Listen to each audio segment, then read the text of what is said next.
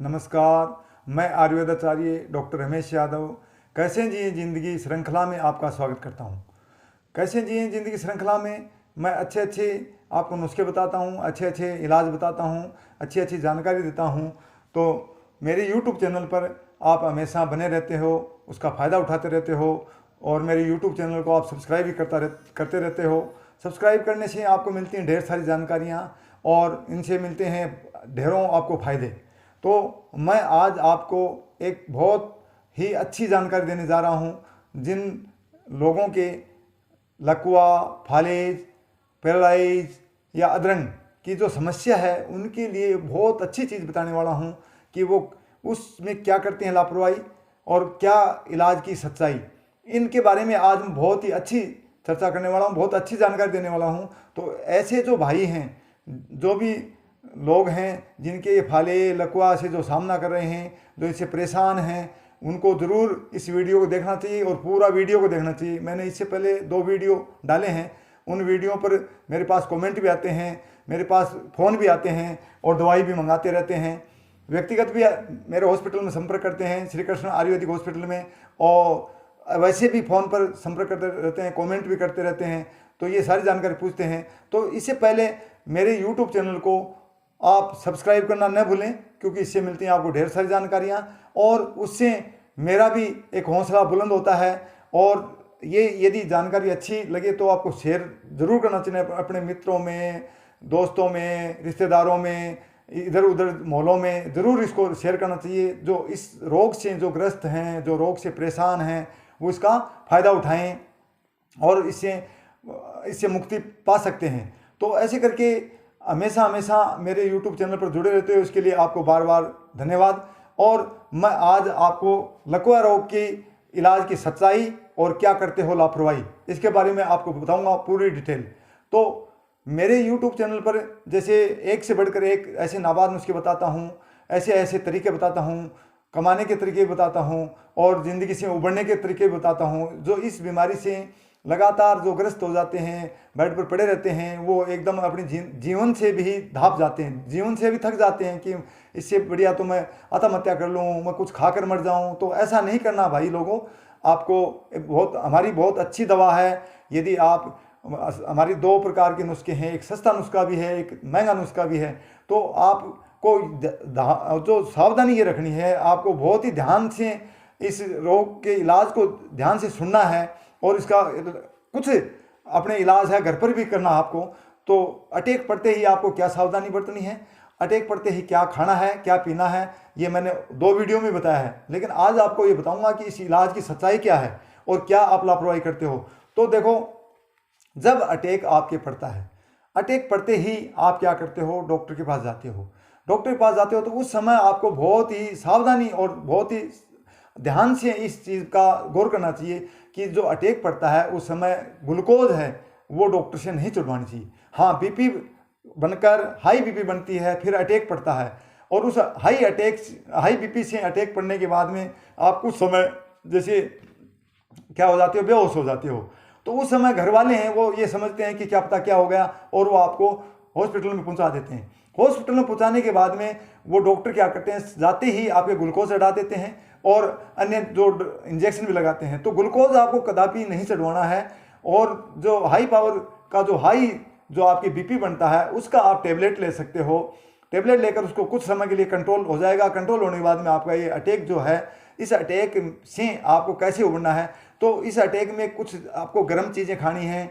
जैसे शहद, आपके पास शुद्ध शहद है तो शहद और दूध, लेकिन शुद्ध शहद तो नहीं मिलेगा, लेकिन मधुमक्खी के छत्ते से तोड़ा हुआ भी मिल जाए तो दूध और शहद को तुरंत ही आपको पीना चाहिए, बार बार पीना चाहिए। और डॉक्टर से एक फर्स्ट एड प्राथमिक उपचार लेना चाहिए, न कि उससे एडमिट होना आईसीयू में। वो आईसीयू में दे देते हैं, आपको ग्लूकोज चढ़ा देते हैं, तो उससे थोड़ा करीब आपको बचना चाहिए।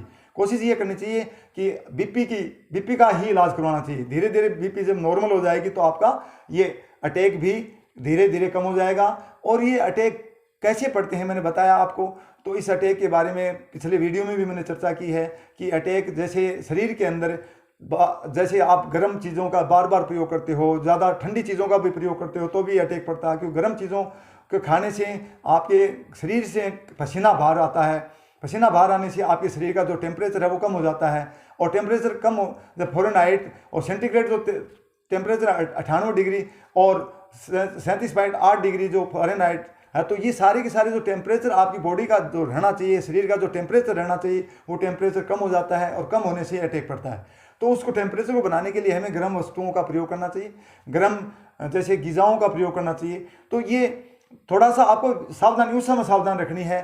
तो जब अटैक पड़ता है तो उस समय घर पर भी आपको प्राथमिक उपचार करना चाहिए, जैसे गर्म जो पानी है उससे भी आपको, जैसे आपके शरीर को या गर्म जो तौलिया है गर्म पानी में डालकर आपने जैसे सिर पर रख लो, फिर जैसे तलवे हैं इन पर गर्म बोतल से जैसे सेक कर लो। तो ऐसे करके ऐसी ऐसी जो चीज़ें हैं ये अपने घर पर प्राथमिक उपचार करना चाहिए। फिर जब डॉक्टर के पास जाते हो तो नॉर्मल आपको अंग्रेजी दवाओं से बचना चाहिए और आयुर्वेदिक इलाज आपको लेना चाहिए। और यूनानी दवाई तो मेरे को पता है आपको मिलेगी नहीं वहाँ पर, यूनानी तो क्या आस पड़ोस में बहुत मुश्किल से मिलेगी। तो यूनानी दवाई आपको मिल जाए तो वो उसका प्रयोग करते हो तो इस इलाज से, इस रोग से बहुत जल्दी ही उबर जाते हो। और धीरे धीरे फिर क्या करना आपको, इसमें कौन सा तेल खाना चाहिए। फिर मैंने ये बताया है कि डाइट है, जैसे तले भुने परांठे खाते रहते हैं, टमाटर खाते रहते हैं, खीरा ककड़ी खाते रहते हैं, तो ये घरवालों को पता नहीं चलता। और खट्टी चीज़ें खाते रहते हैं जैसे आम, इमली, अचार, ये नींबू, ये खाते रहते हैं। तो इस रोग में कदापि भी कभी भी खट्टे पदार्थों का प्रयोग नहीं करना चाहिए, ठंडी वस्तुओं का प्रयोग नहीं करना चाहिए। शरीर में जैसे अधिक ठंड के होने से ही रोग पैदा होता है।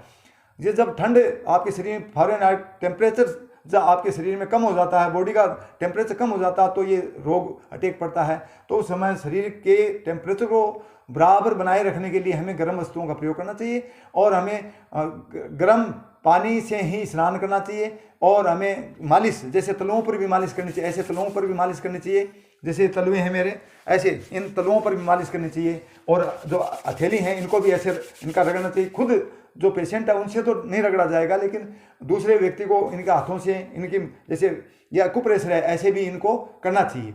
तो जैसे पेन है उससे, या कोई ऐसी नुकीली, ज़्यादा नुकीली तो नहीं होनी चाहिए। कपड़ा धोने का जो साबुन है, जो कपड़ा धोने का जो बुरश है, उससे भी तलुओं के अंदर, पैर के तलुए हैं उन पर धीरे धीरे उनके मसाज करनी चाहिए। उनके जो एक्यूप्रेशर टाइप होता है तो खून का जो दौरा है वो ब्लड सर्कुलेशन सही हो जाएगा।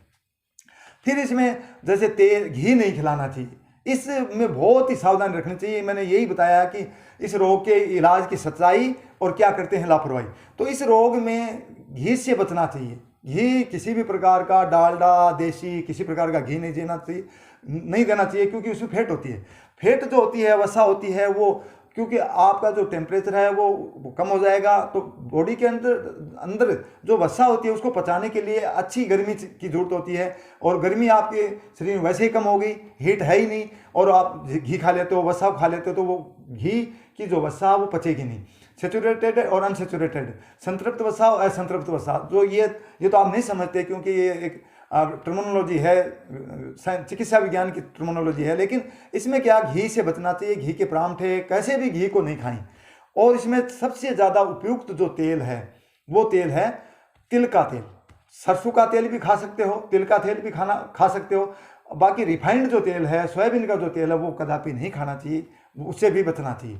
तो तिल का जो तेल है वो गर्म होता है और वो उसमें जो वसा है वो कम होती है, और उसमें जो गर्म होती है, गर्माहट होती है, उसमें जो गर्मी होती है, वो गर्मी आपके शरीर की टेम्परेचर को बनाएगी और आपकी जो नसें हैं उनको वो ब्लॉकेज खोलने के काम करेगी।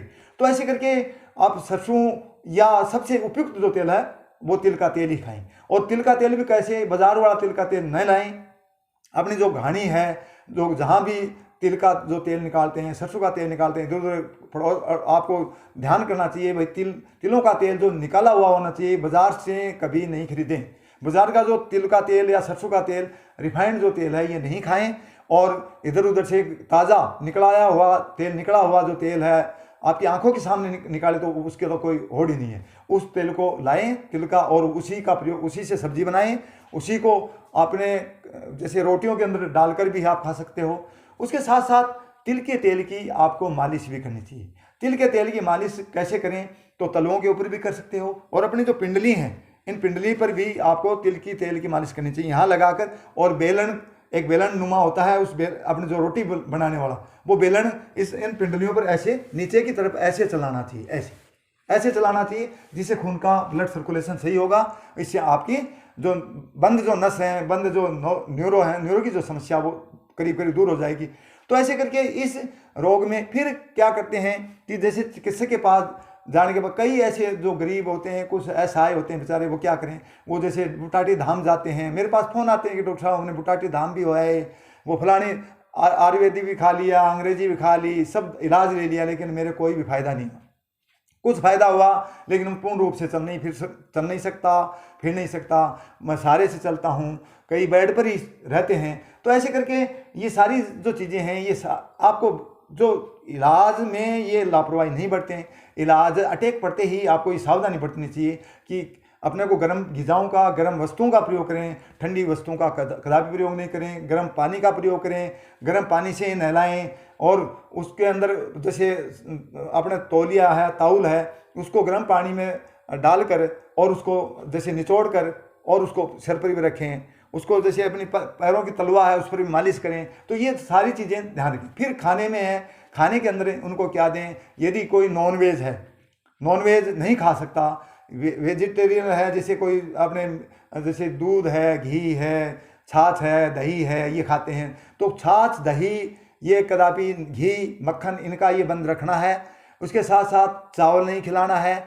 उसके बाद मक्का और जैसे बेसन, तली भुनी चीज़ें, ये सारी बंद करनी है। मैंने पिछले वीडियो में बताया, टमाटर है, इमली है, अचार है, नींबू है, आम है, ये सारी चीज़ें आपको बंद रखनी है। और उसके बाद में जैसे आस्था का केंद्र है बुटाटी धाम, वहाँ आप जाते हो, लेकिन ये जो रोग है ये कोई ऐसा नहीं है, कोई देवताओं के द्वारा या कोई ऐसा कोई प्रकोप के द्वारा नहीं होता, ये केवल अपने शरीर के टेम्परेचर के गिरने से होता है।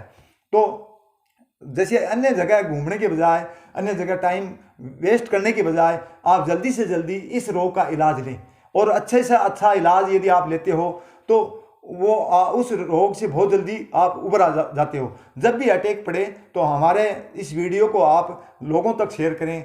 तो अटैक पड़ते ही हमारे पास जितने जल्दी आओगे उतने ही जल्दी मैं मात्र 1 महीने में आपको पूर्ण रूप से ठीक कर दूंगा, मात्र एक महीने में। लेकिन उसका ये शर्त ये है कि मेरे पास अटैक पड़ते ही 15 दिन में, महीने में, 10 दिन में मेरे पास पहुंच जाओगे, मैं तुरंत इस रोग से आपको मुक्ति दिला दूंगा। तो उसके बाद में आपको क्या करना है, इस रोग के बारे में कभी भी लापरवाही नहीं बरतनी, कभी भी इसका ये नहीं करना कि पैसे, जैसे कहते हैं कि डॉक्टर साहब मैं तो जगह जगह ठगाया, जगह जगह पैसे खर्च कर दिए, विश्वास नहीं है। यूट्यूब, ये बात भी आपकी सच्ची है कि यूट्यूब में करीब 90% जो वीडियो होते हैं वो झूठे होते हैं, वो अपने ठगने वाले होते हैं। हर आदमी ऐसा नहीं होता, लेकिन आप जैसे इलाज करवाते इलाज यदि आप करवाते रहते हो तो कहीं ना कहीं आपको इलाज मिल जाएगा, क्योंकि हर आदमी झूठा नहीं होता, हर आदमी सच्चा भी नहीं होता, तो हर आदमी झूठा भी नहीं होता। तो इस पर आपको कहीं न कहीं उसकी सच्चाई जाननी है कि इस रोग के बारे में आप उस डॉक्टर से, जो आप जिससे इलाज लेते हो, उससे पूछना चाहिए कि ये क्या, किस कारण से तो बनता है, किस कारण से अटैक होता है, और इस रोग में क्या क्या देते हो आप, क्या क्या खाना चाहिए, क्या क्या परहेज करवाते हो। यदि वो आपको बताता है कि ये रोग ठंड का रोग है, ये न्यूरो जो ब्रेन है या नसें हैं, न्यूरो की जो समस्या है, ये अटैक हाई बीपी बनकर ये अटैक पड़ता है। कईयों के जो मैंने बताया कि कई व्यक्ति तो जैसे गर्म ग़िज़ाओं का प्रयोग करते हैं, गर्म वस्तु है जैसे मीट, मछली, अंडा, और उसके साथ शराब भी पीते रहते हैं, उससे भी अटैक पड़ता है। उसके साथ कई आदमी ये होते हैं कि जैसे अधिक मेहनत करते हैं, पसीना बहाते रहते हैं, ठंडी चीज़ों का प्रयोग करते रहते हैं, गर्म वस्तुओं का प्रयोग करते रहते हैं, तो उसके शरीर का जो टेम्परेचर है, क्योंकि वो पसीना बाहर निकलता रहता है और उसके शरीर का टेम्परेचर गिर जाता है, शरीर में ठंड पैदा हो जाती है और ये रोग बन जाता है। उसके बाद में ऐसी करके ये चीज़ें की सावधानी रखनी है। और मैंने कहा कि आपको गर्म वस्तुओं का ही प्रयोग करना है।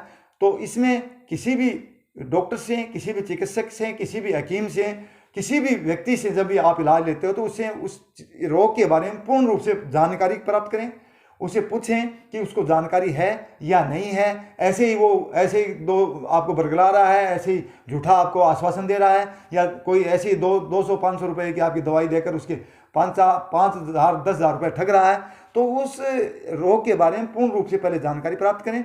और उसका विश्वास भी तभी करें कि उस रोग के बारे में यदि उस डॉक्टर को पूर्ण रूप से ज्ञान है, पता है, तो ही उसे इलाज लें।